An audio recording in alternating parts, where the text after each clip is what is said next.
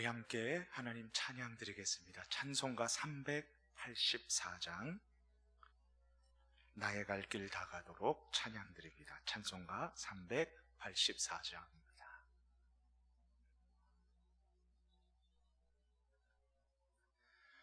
나의 갈 길 다가도록 예수 인도하시니 내 주 안에 있는 긍휼 어찌 의심하리요.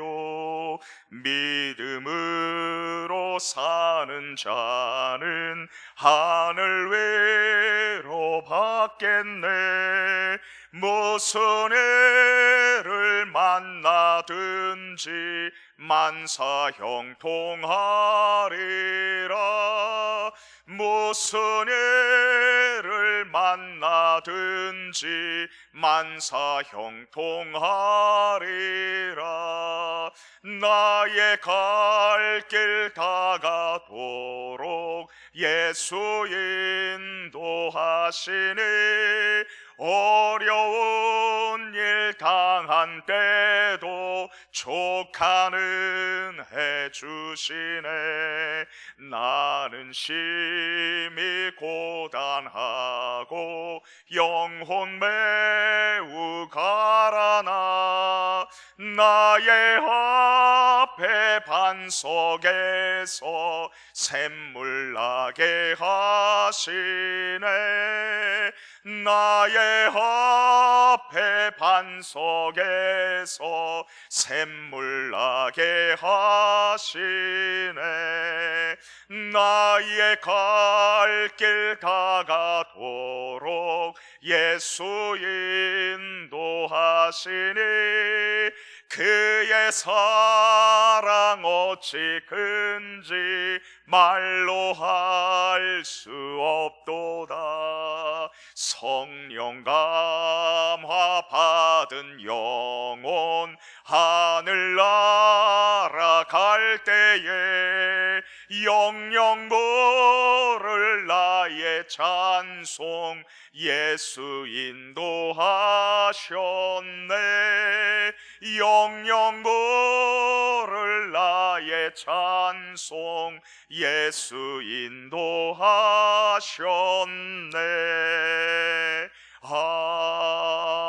아멘.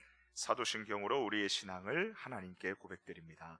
전능하사 천지를 만드신 하나님 아버지를 내가 믿사오며 그 외아들 우리 주 예수 그리스도를 믿사오니 이는 성령으로 잉태하사 동정녀 마리아에게 나시고 본디오 빌라도에게 고난을 받으사 십자가에 못 박혀 죽으시고 장사한 지 사흘 만에 죽은 자 가운데서 다시 살아나시며 하늘에 오르사 전능하신 하나님 우편에 앉아 계시다가 저리로서 산자와 죽은 자를 심판하러 오시리라. 성령을 믿사오며 거룩한 공회와 성도가 서로 교통하는 것과 죄를 사하여 주시는 것과 몸이 다시 사는 것과 영원히 사는 것을 믿사옵나이다. 아멘.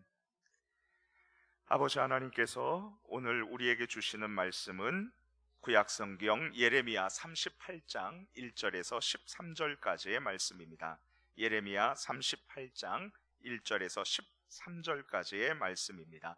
우리 함께 합독하시도록 하겠습니다.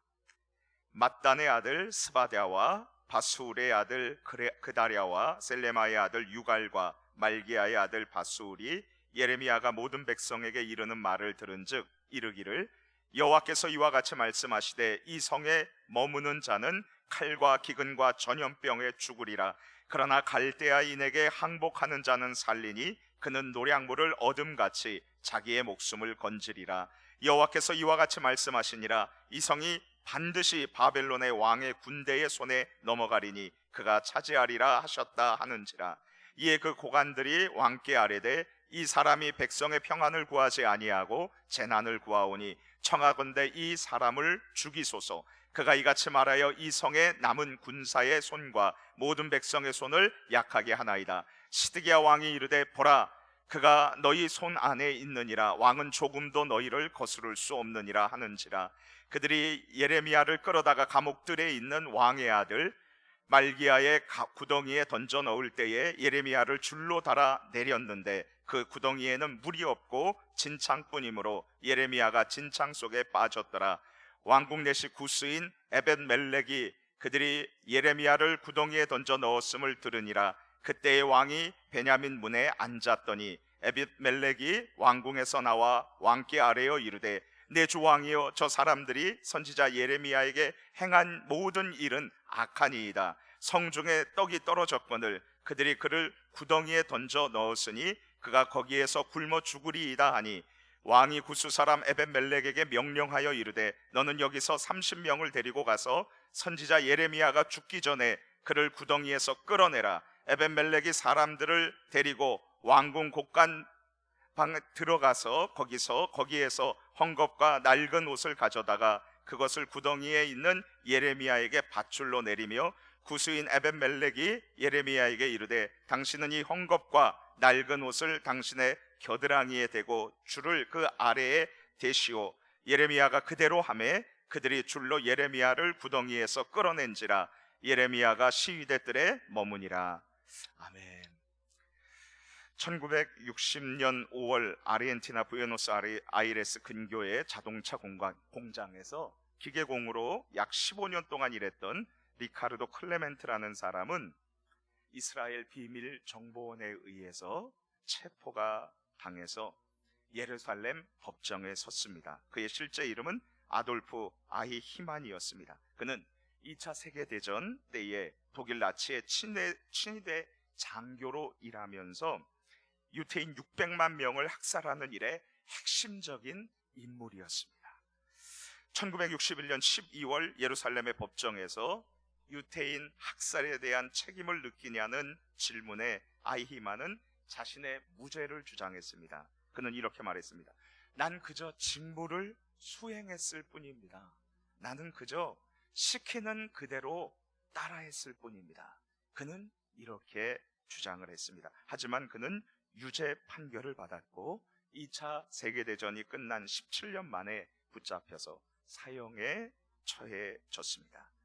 저는 난 시키는 대로 했을 뿐이다 라고 주장했지만 유죄를 선고받았던 이 아히히만의 이야기를 떠올리면서 이런 생각을 해보았습니다. 우리가 이 세상을 살아가면서 어떻게 행동해야 어수선하고 그리고 혼란스러운 이 세상에서 죄악이 아닌, 비참한 삶이 아닌 주님께서 인정하시고 그리고 항상 보장해 주시는 행복한 삶을 살 수 있을까? 혹시 이런 질문을 가지신 분들 여기 계십니까? 그렇다면 오늘 새벽 예배에 정말 잘 나오셨습니다. 왜냐하면 이 질문에 대해서 오늘 본문 성경인 예레미야 38장 1절에서 13절을 말씀을 통해서 하나님께서 우리에게 정확한 해답을 주고 계시기 때문입니다. 사람을 두려워하지 말고 하나님을 경외함으로 주님의 뜻을 담대히 행하라. 하나님께서 우리에게 오늘 이 새벽에 말씀해 주십니다. 이제 우리 함께 본문 성경 예레미야 38장을 살펴보도록 하겠습니다. 평화의 도시라는 이름의 뜻인 예루살렘 성은 바벨론 왕 느부갓네살에 의해서 지금 포위가 된 상황입니다. 적군의 공격이 계속되고 있습니다. 유다 백성들은 참으로 두려웠을 것입니다. 설상가상으로 이스라엘 백성들이 살고 있는 예루살렘 성에는 양식이 떨어지고 말았습니다. 예레미야서 38장 9절 말씀 중반에 보면 이런 말이 있습니다. 성중에 떡이 떨어졌거늘. 그렇습니다. 성중에 떡이 떨어졌습니다. 양식이 이제 바닥이 난 상황이죠. 성도님 여러분, 유다 예루살렘 성이 포위되었고 그리고 먹을 양식이 떨어진 것보다 더 절망적이고 암울한 상황은 바로 유다 왕과 고관들과 백성들 모두 하나님의 말씀을 듣지 않으려고 했었던 것입니다. 예레미야 37장 2절 말씀에 보면 그와 그의 신하와 그의 땅 백성이 여호와께서 선지자 예레미야에게 하신 말씀을 듣지 아니하니라 라고 되어 있습니다. 왕이 듣지 않아요. 하나님의 말씀을. 고위 직책의 사람들이 하나님의 말씀을 거부합니다. 백성들도 하나님의 말씀에 귀를 기울이지 않습니다. 모두들 하나님의 뜻에 역행하고 있습니다. 참으로 어두운 위기의 상황입니다. 이제 잠시 우리들의 모습을 좀 생각을 해보도록 하겠습니다. 지금 우리나라는 심각한 위기의 상황 가운데 있음을 우리는 감지하고 있습니다. 지난달 8월 31일 동부산 대학이 폐교가 되었습니다. 저출산 학령 인구가 줄고 있기 때문에 대학이 이제 계속적으로 폐교가 되고 있고 앞으로도 될 것이라고 신문에서 계속 보도하고 있습니다. 경쟁력이 약한 대학은 물론 문을 닫을 수밖에 없겠지만, 그러나 그 대학에 종사하는 교수님들과 그리고 직원분들은 직장을 잃는 것입니다. 그리고 지금 많은 자영업을 하고 계신 분들이 폐업을 하고 인력 시장에 몰려들고 있다고 하는 피하고만 싶은 현실을 우리는 마주하고 있습니다. 예루살렘 성에 떡이 떨어졌다면 지금 우리나라에는 빚이 계속 늘어만 가고 있습니다. 지난달 9월 24일 오늘 경제신문에서는 코로나 바이러스 위기 속에서 가계 부채와 기업 부채의 속도가 계속 가파르게 매우 빠르게 증가하고 있다고 그렇게 보도를 했습니다. 하지만 지금 우리에게 가장 큰 문제는 하나님의 뜻을 알려고 하지 않는 정치 지도자들과 그리고 우리 모든 우리를 포함한 국민들, 이것이 가장 큰 문제인 것 같습니다. 나라가 이렇게 위기인데도 지도자들이나 국민들은 하나님을 찾고 그리고 하나님의 말씀에 기울이고 기도하기보다 서로 치열하게 나누어서 싸우고 그리고 비방하고 있는 안타까운 모습입니다. 과연 이러한 상황에서 우리에게 소망이 있을까요? 저는 오늘 안타까운 상황만을 부각시키기 위해서 이 자리에 서지 않았습니다. 수많은 문제에 대한 하나님의 해결책이 있기 때문에 하나님의 말씀을 들고 나왔습니다. 그것은 바로 하나님을 경외하는 사람들입니다. 우리 다시 성경 말씀을 살펴보도록 하겠습니다. 예레미야는 하나님을 경외함으로 하나님의 말씀을 있는 그대로 증거했습니다. 예레미야라는 이름은 여호와가 높이신다 또는 여호와가 내던지신다라는 의미를 가지고 있습니다. 그는 당시 반바벨론 정책을 펴고 있는 고관들과 백성들을 향해서 바벨론에게 멸망을 당하는 것이 그것이 하나님의 뜻이다. 우리가 죄를 지어서 하나님께서 심판하는 것이 그것이 하나님의 분명한 뜻이라고 전했습니다. 우리 함께 본문 성경 예레미야 38장 2절에서 3절 말씀을 함께 읽겠습니다. 시작. 여호와께서 이와 같이 말씀하시되 이 성에 머무는 자는 칼과 기근과 전염병에 죽으리라. 그러나 갈대아인에게 항복하는 자는 살리니 그는 노량물을 얻음같이 자기의 목숨을 건지리라. 여호와께서 이와 같이 말씀하시니라. 이 성이 반드시 바벨론 왕의 군대의 손에 넘어가리니 그가 차지하리라 하셨다 하는지라. 예레미야는 사람들을 두려워하지 않고 참 진실을 담대하게 선포했습니다. 왜냐하면 하나님을 경외했기 때문입니다. 그는 감옥에 끌려가서 진흙 구덩이에 빠지는 고통을 당해야 했습니다. 우리 예레미야 38장 6절 말씀 같이 함께 읽겠습니다. 시작. 그들이 예레미야를 끌어다가 감옥들에 있는 왕의 아들 말기야의 구덩이에 던져 넣을 때에 예레미야를 줄로 달아 내렸는데 그 구덩이에는 물이 없고 진창뿐이므로 예레미야가 진창 속에 빠졌더라. 예레미야는 하나님의 말씀을 있는 그대로 전했습니다. 하나님의 심판을 전했습니다. 예루살렘 성을 지키고 있는 보관들과 군인들에게 바벨론의 군대에 의해서 이 성이 무너질 것이라고 하나님의 말씀을 가감없이 정직하게 전했습니다. 그리고 바벨론에게 항복하는 것만이 우리가 살 길이라고 말했습니다. 그래서 그는 죽을 고비를 몇 번이나 넘겨야 했습니다. 하지만 하나님께서 오늘 에벳 멜렉이라는 외국인 내시를 통해서 예레미야가 건진받게 해주셨고요. 그리고 바벨론에 의해서 유다가 완전히 망해서 포로로 끌려갈 때에 하나님께서는 기적적으로 바벨론의 이 군대 사령관을 통해서 예레미야를 구출하게 하십니다. 하나님께서는 하나님을 경외하는 자를 보호하십니다. 두 번째 인물 시드기야의 왕을 살펴보겠습니다. 시드기야는 여호와는 의롭다라는 이름의 뜻입니다. 하지만 그는 그 이름과 전혀 상관없는 삶을 살았습니다. 이 시드기야 왕은 악한 일을 하지 않았어요. 하지만 선한 일도 하지 않았어요. 이 왕은 하나님보다 반바벨론 정책을 펴는 신하들을 두려워하고 그리고 우유부단했습니다. 신하들이 바벨론에게 항복하라는 하나님의 말씀을 전하는 예레미야를 미워해서 죽여야 한다고 그렇게 왕에게 말했을 때 이 시드기야 왕은 어떻게 했습니까? 예레미야 38장 5절 말씀을 같이 읽겠습니다. 시작.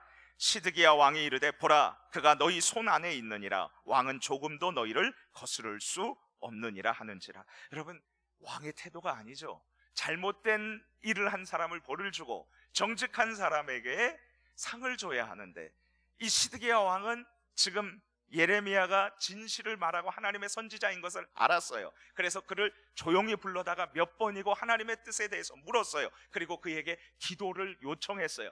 그럼에도 불구하고 그는 바벨론을 반대하는 신하들을 두려워해서 그들에게 예레미야를 마음껏 하도록 내주고 말았습니다. 하나님을 두려워하지 않고 사람을 두려워했습니다. 결국은 우유부단했던 그는 어떻게 되었습니까? 바벨론 왕 느부갓네살이 성을 무너뜨릴 때 두 눈이 뽑히고, 그리고 두 아들이 칼로 당하는 것을 보고 두 눈이 뽑히고, 그리고 결박당해서 포로로 끌려가고 말았습니다.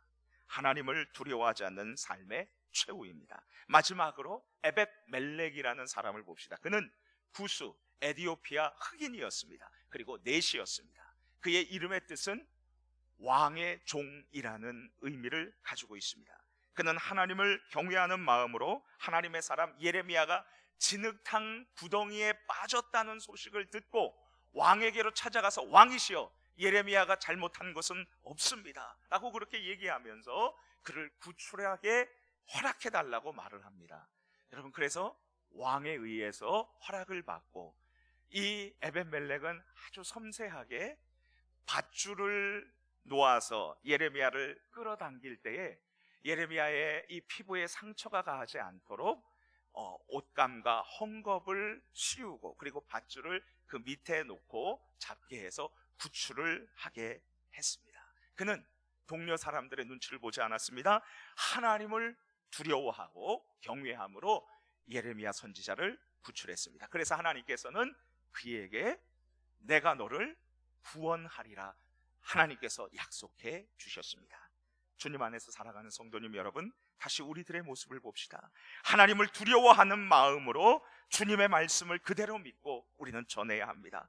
하나님을 두려워하는 마음으로 우리는 생명의 길을 선택해야 합니다. 여러분, 정말 죽음의 길과 생명의 길이 있습니다. 왜 죄악의 길, 죽음의 길을 선택하겠습니까? 하나님을 경외함으로 생명의 길을 선택해야 하는 것입니다. 하나님을 두려워함으로 행동으로 실천하기를 원합니다.